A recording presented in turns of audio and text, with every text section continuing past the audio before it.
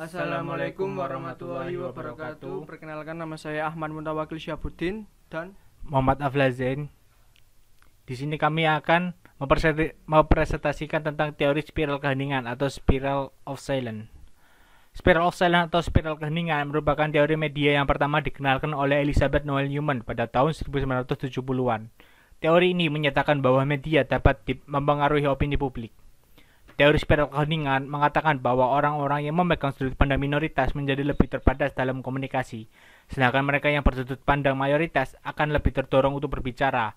Media akan memusatkan perhatian mereka kepada sudut pandang mayoritas dan merendahkan sudut pandang minoritas. selanjutnya adalah pengadilan opini publik. Inti teori spiral keheningan adalah istilah yang secara umum diterima, namun salah satu konsep yang dirasa disalahpahami.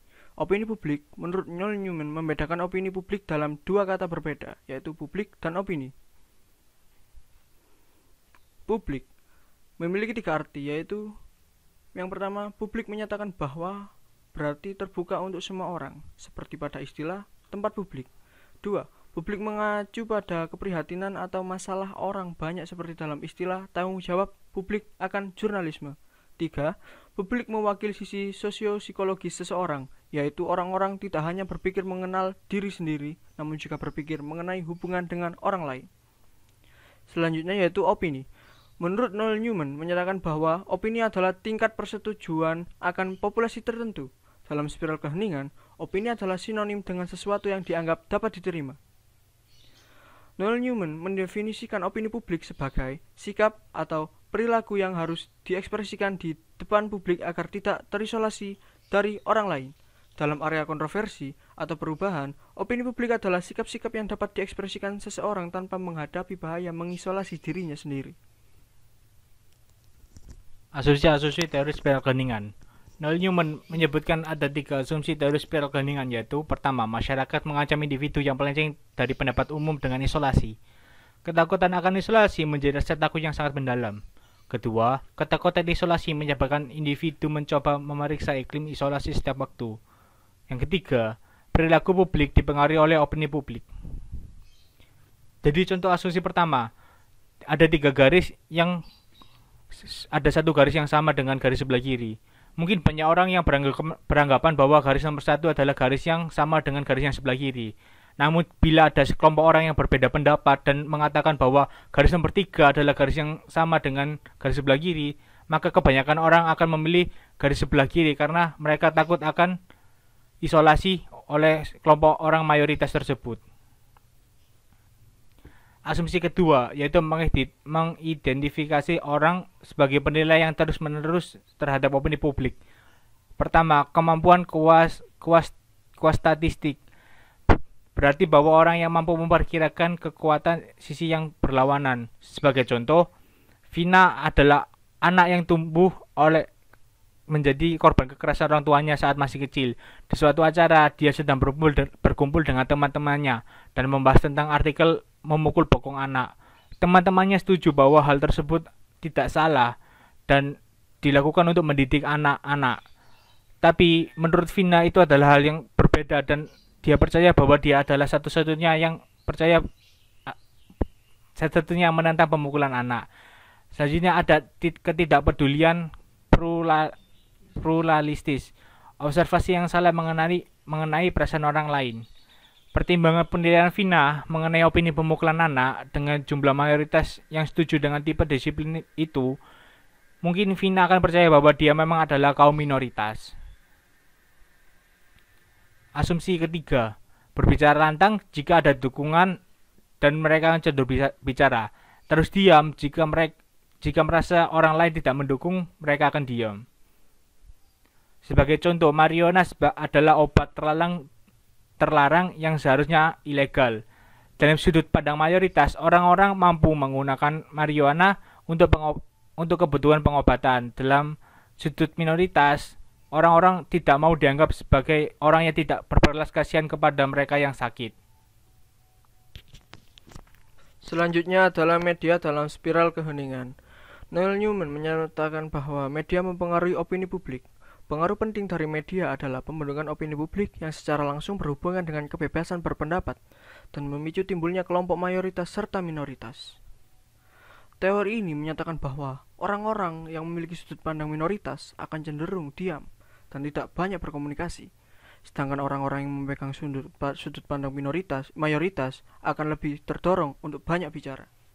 Hal ini sesuai dengan salah satu asumsi dasar teori spiral keheningan, di mana masyarakat umum dapat mengancam individu yang melenceng dari pendapat mayoritas dengan isolasi. Selanjutnya adalah karakteristik media.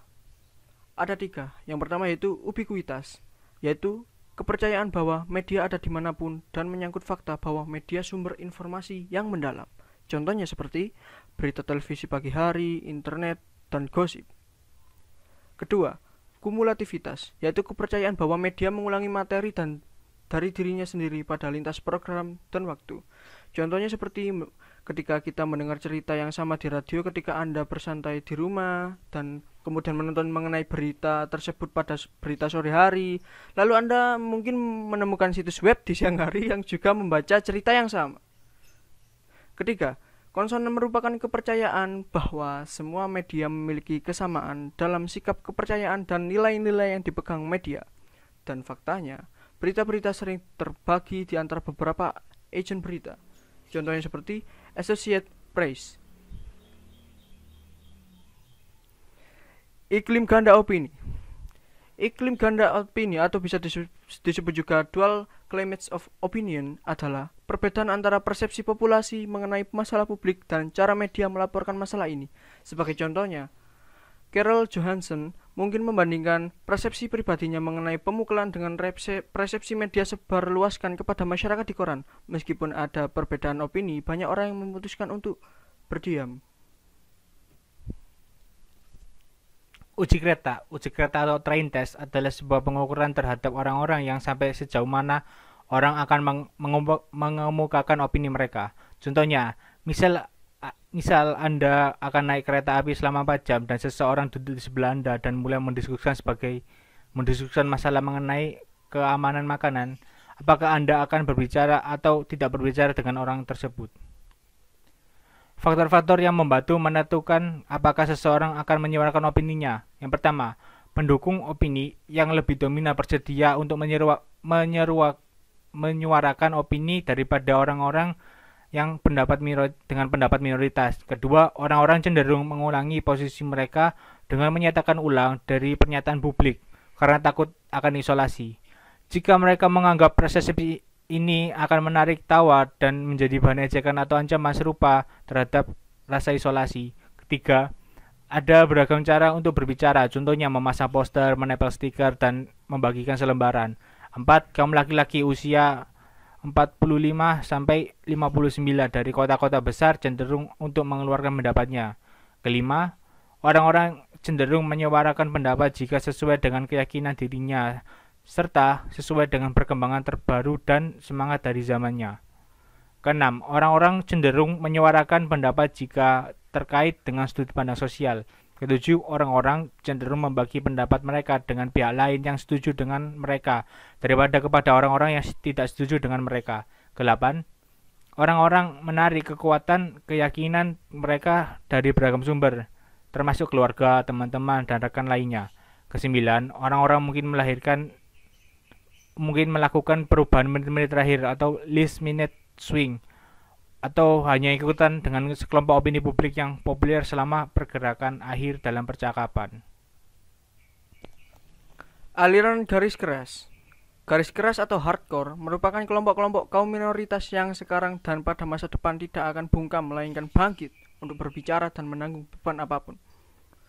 Seperti contoh individu-individu yang bersedia untuk mengalahkan kecenderungan di Amerika Serikat, yaitu pertama yaitu koalisi anti perang yang menstrukturkan Paul Christie menang tanpa perang. Selanjutnya adalah kelompok perlindungan hewan seperti Animal Liberation Front, People for the Ethical Treat of Animal atau PETA. Selanjutnya yaitu advokasi lingkungan seperti Greenpeace, Sierra Club.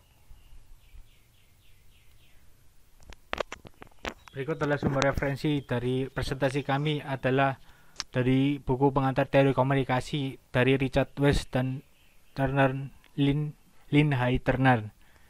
Mungkin sekian dari kami, mohon maaf bila ada salah kata. Wassalamualaikum warahmatullahi wabarakatuh.